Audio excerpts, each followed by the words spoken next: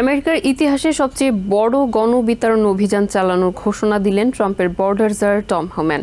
শনিবার ফ্লোরিডার ট্যাম্পাতে students action সামিটে কথা বলেন তিনি। হোম্যান জানান, ইতোমধ্যে দেশ থেকে 150,000 অবৈধ অভিবাসীকে বিতাড়িত করা হয়েছে, যাদের অধিকাংশই দাগী অপরাধী। এ সময় তিনি হুঁশিয়ারি দিয়ে বলেন, আইসের অভিযানে যারাই বাধা দেবে তাদের কাউকেই ছাড় দেওয়া হবে না। দেশের ইতিহাসে সীমান্ত এখন সবচেয়ে সুরক্ষিত দাবি করে হোম্যান বলেন, নারী ও শিশু পাচার অনেকাংশেই কমে এসেছে। একই অনুষ্ঠানে ডিএইচএস সেক্রেটারি ক্রিস্টিনোম দাবি করেন, গত 2 মাসে শরণার্থী প্রবেশের সংখ্যা শূন্যে নেমে এসেছে।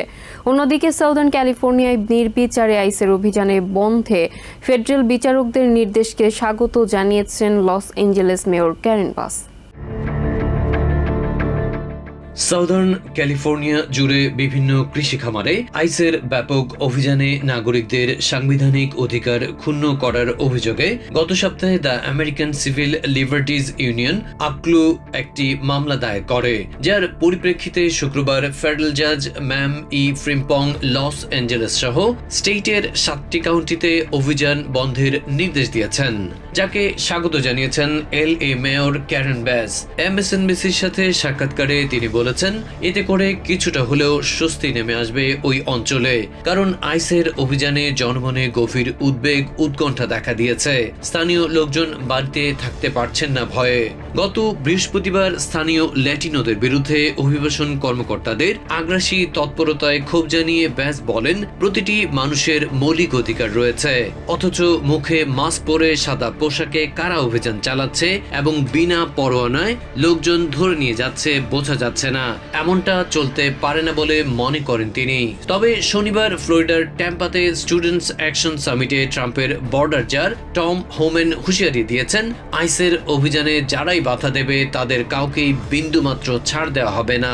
আমেরিকার ইতিহাসে সবচেয়ে বড় গণবিতরণ অভিযান চালানোর ঘোষণা দিয়ে হোম্যান বলেন, ইতিমধ্যে দেশ থেকে 150,000 অবৈধ অভিবাসী বিতাড়িত করা হয়েছে, যাদের অধিকাংশই দাগী অপরাধী।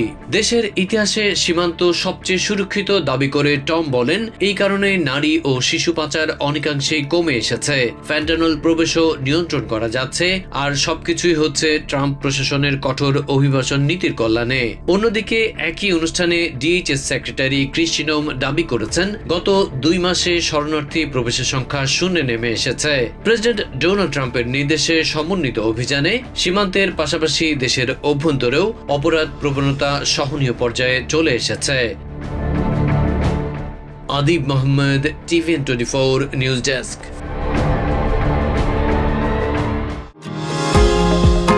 নিউ ইয়র্ক থেকে সম্প্রচারিত TVN24 টেলিভিশন বিশ্বজুড়ে বাঙালির কণ্ঠস্বর।